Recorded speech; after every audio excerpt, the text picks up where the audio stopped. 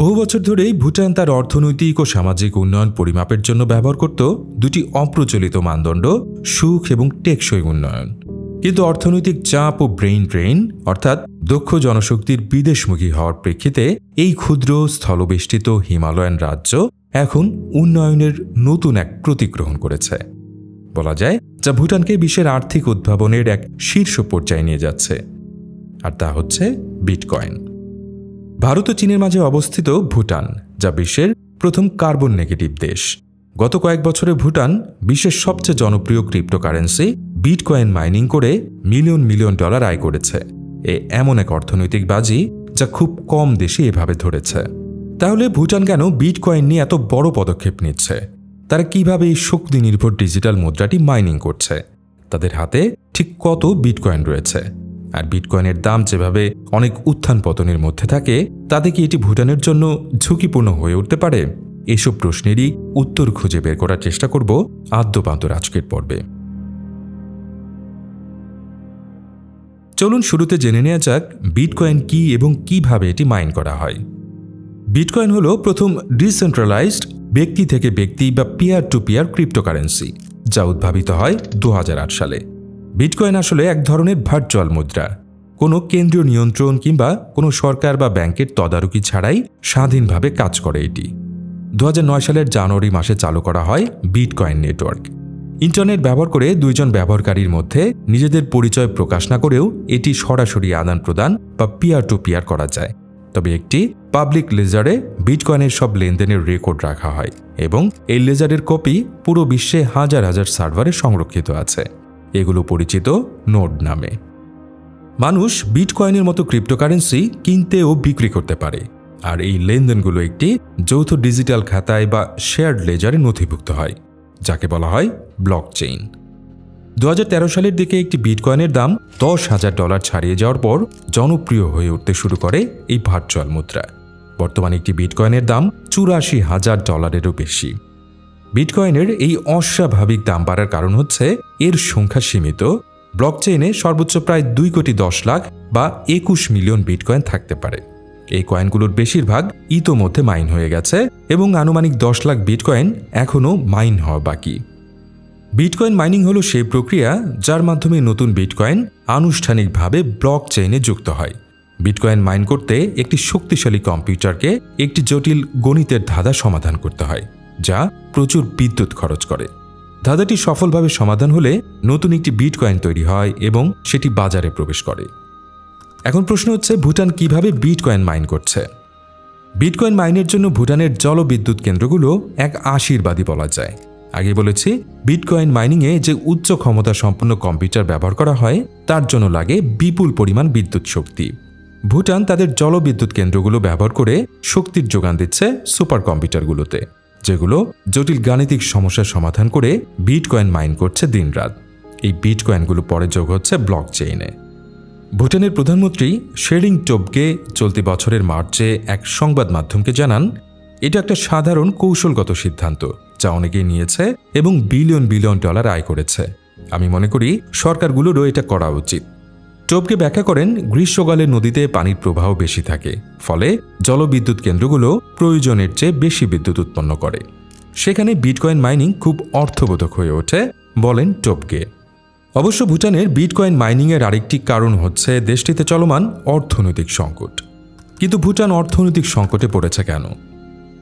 ভুটান বর্তমানে একাধিক অর্থনৈতিক চ্যালেঞ্জের মুখোমুখি এবং মাত্র 8 লাখ মানুষের এই দেশটি এই সংকট কাটিয়ে ওঠার জন্য বিটকয়েন মাইনিং সহ বিভিন্ন পদক্ষেপ নিচ্ছে।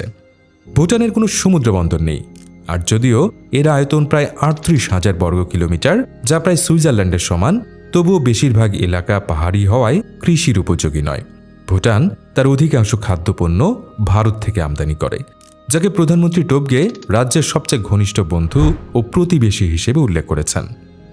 পর্যটন ভুটানের মোট দেশজ উৎপাদনে বা জিডিপিতে অবদান রাখে 10%-এরও বেশি। 2023 সালে এই খাত থেকে $334 মিলিয়ন আয় হয়েছে বলে জানিয়েছে ভুটানের কেন্দ্রীয় ব্যাংক। ওই বছর দেশের মোট জিডিপি ছিল $3.02 বিলিয়ন। তবে এই পরিসংখ্যানের আড়ালে আছে একটি রূঢ় বাস্তবতা। করোনা মহামারীর পর থেকে ভুটানে পর্যটকের সংখ্যা কমে যাওয়া দেশটির অর্থনীতিকে রীতিমতো চ্যালেঞ্জের মুখে ফেলে দিয়েছে। ভুটান দীর্ঘদিন ধরেই নির্দিষ্ট সংখ্যক পর্যটককে প্রবেশের অনুমতি দিয়ে আসছে, যাতে দেশটির প্রাকৃতিক পরিবেশে অতিরিক্ত ভিড়ে ক্ষতি না হয়। এজন্য তারা বিদেশি পর্যটকের কাছ থেকে প্রতিদিন $100 করে সাস্টেইনেবল ডেভেলপমেন্ট ফি বা টেকসই উন্নয়ন ফি নেয়। এই নিয়মের একমাত্র ব্যতিক্রম হচ্ছে ভারতীয় পর্যটকরা, যাদের জন্য এই ফি মাত্র $15।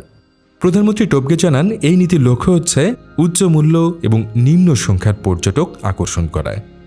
কিন্তু এখন ভুটান এমনকি সেই সীমিত সংখ্যক পর্যটকও আকর্ষণ করতে হিমশিম খাচ্ছে। প্রধানমন্ত্রী টোবগের মতে ভুটান প্রতি বছর প্রায় 3 লক্ষ পর্যটক গ্রহণ করতে সক্ষম, তবে গত বছর প্রায় 1.5 লক্ষ পর্যটক এসেছিল বলে জানান প্রধানমন্ত্রী টোবগে। এদিকে বেকারত্ব সমস্যাও ভুটানের সামনে আরেকটি চ্যালেঞ্জ। 2024 সালে ভুটানের যুব বেকারত্বের হার ছিল 19%, যা বিগত বছরগুলোর তুলনায় অনেক বেশি। বিশ্বব্যাংকের তথ্য অনুযায়ী 2023 সালে বিশ্বব্যাপী গড় যুব বেকারত্বের হার ছিল 13.6%। এবার চলুন জেনে নেওয়া যাক কিভাবে বিটকয়েন ভুটানকে তার অর্থনৈতিক চ্যালেঞ্জ মোকাবেলায় সাহায্য করতে পারে। ভুটানের সংকটের সবচেয়ে প্রকট লক্ষণগুলোর একটি হল সাম্প্রতিক বছরগুলোতে তরুণ ও শিক্ষিত জনগণের দেশ ত্যাগ। আর এই ব্রেইন ড্রেইন দেশটির অর্থনৈতিক সমস্যাকে আরও জটিল করে তুলেছে। শুধু 2022 সালেই ভুটানের দক্ষ ও শিক্ষিত জনগণের 10%-এরও বেশি দেশ ছেড়ে চলে গেছে। ভুটানিদের অন্যতম প্রধান গন্তব্য দেশ হচ্ছে অস্ট্রেলিয়া। সেখানে 2016 থেকে 2021 সালের মধ্যে ভুটানীয় অভিবাসীর সংখ্যা দ্বিগুণেরও বেশি বেড়েছে। এ প্রসঙ্গে প্রধানমন্ত্রী টোবগে জানান, ভুটানে আমাদের চাকরি আছে, কিন্তু এসব চাকরির মজুরি উন্নত দেশের মজুরির সঙ্গে প্রতিযোগিতা করতে পারে না। এই ব্রেইন ড্রেইন বা মেধা পাচার ভুটানের সরকারি চাকরির খাতকেও দুর্বল করে ফেলেছে। 2019 সাল থেকে সরকারি চাকরি ছাড়ার হার হঠাৎ করে বেড়ে যায় এবং এই সংখ্যা 2023 সাল পর্যন্ত ক্রমাগত বেড়েই চলেছে। 2024 সালের এপ্রিল মাসে রাষ্ট্রীয় অর্থায়নে পরিচালিত ভুটান ব্রডকাস্টিং সার্ভিস PBS এমন তথ্য জানিয়েছে। এই জায়গায় বিটকয়েনের মতো ভার্চুয়াল কারেন্সি ব্যবহার করে ক্ষতি কিছুটা পুষিয়ে নেওয়ার চেষ্টা করছে দেশটি। 2023 সালে ভুটান সরকার $100 মিলিয়ন ক্রিপ্টোকারেন্সি বিক্রি করে সরকারি কর্মচারীদের বেতন দ্বিগুণ করে দেয়। এরপর সরকারি চাকরি ছাড়ার হার কিছুটা হ্রাস পায় বলে জানিয়েছে BBS। 2024 সালের প্রথম প্রান্তিকে 500 জন সরকারি কর্মচারী পদত্যাগ করেন, যেখানে 2023 সালের একই সময়ে প্রায় 1900 জন পদত্যাগ করেছিলেন। এখন প্রশ্ন হচ্ছে, ভুটানের কাছে কত বিটকয়েন আছে? ভুটান আনুষ্ঠানিকভাবে কখনো জানায়নি তাদের কাছে ঠিক কী পরিমাণ বিটকয়েন রয়েছে। তবে ব্লকচেইন বিশ্লেষণ সংস্থা আর্কহ্যামের তথ্য অনুযায়ী 2024 সালের 9 এপ্রিল পর্যন্ত ভুটানের বিটকয়েনের মূল্য ছিল $600 মিলিয়নেরও বেশি, যা দেশটির মোট দেশজ উৎপাদনের প্রায় 30%। আর্কহ্যামের তথ্য আরও ইঙ্গিত দেয়, ভুটান বিটকয়েন ছাড়াও ইথেরিয়াম এবং লিঙ্ক AI নামক অন্য ক্রিপ্টোকারেন্সি নিয়েও কাজ করছে, যদি এসব মুদ্রার পরিমাণ বিটকয়েনের তুলনায় অনেক কম। ভুটানের রাজা জিগমে খেসার নামগিয়েল ওয়াংচুক বহুদিন ধরেই দেশের ডিজিটাল অবকাঠামোতে বিনিয়োগ করার পক্ষে মত দিয়ে আসছেন।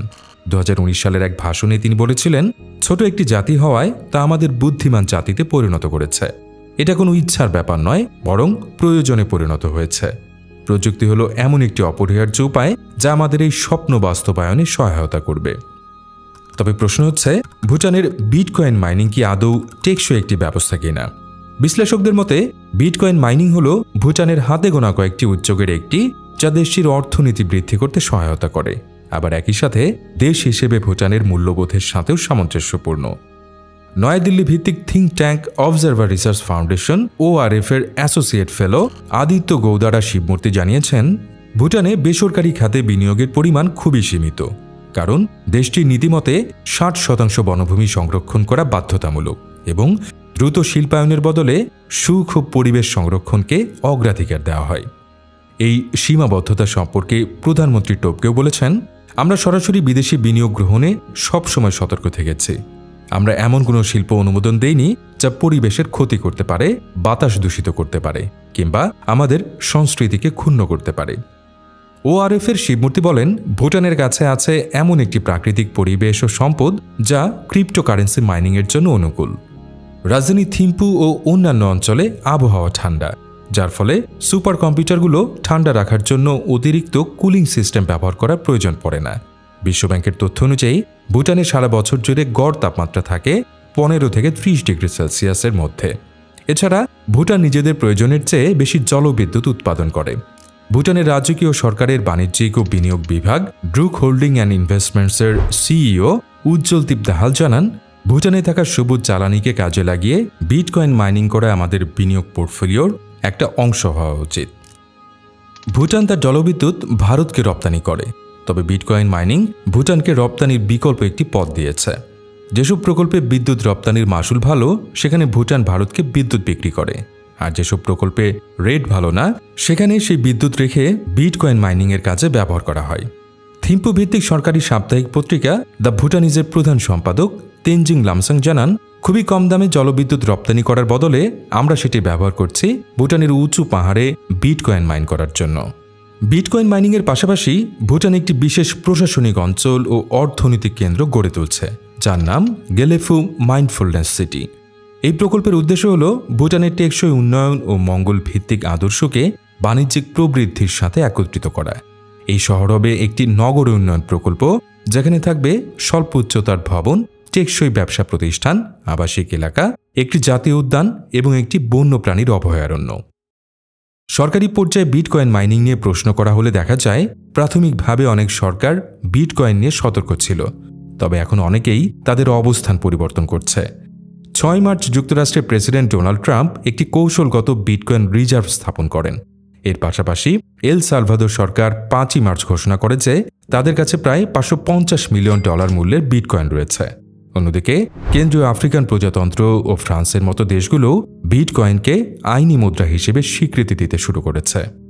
7 এপ্রিল পাকিস্তান বিশ্বের বৃহত্তম ক্রিপ্টোকারেন্সি এক্সচেঞ্জ বাইন্যান্সের প্রতিষ্ঠাতা চাংপেং ঝাওকে পাকিস্তান ক্রিপ্টোকারেন্সি পিসিসি এর উপদেষ্টা হিসেবে নিয়োগ দেয়। এই কাউন্সিলটি মার্চ মাসে প্রতিষ্ঠিত হয়। পাকিস্তান দক্ষিণ এশিয়ায় একটি ক্রিপ্টো নেতৃত্বকারী দেশ হিসেবে নিজেকে প্রতিষ্ঠিত করার চেষ্টা করছে। তবে শেষ পর্যন্ত বিটকয়েন নিয়ে ভুটানের নেয়া এত বড় একটি পদক্ষেপ সত্যিকার অর্থেই দেশটির জন্য আশীর্বাদ হয়ে আসবে কিনা তা কেবল সময়ই বলতে পারে।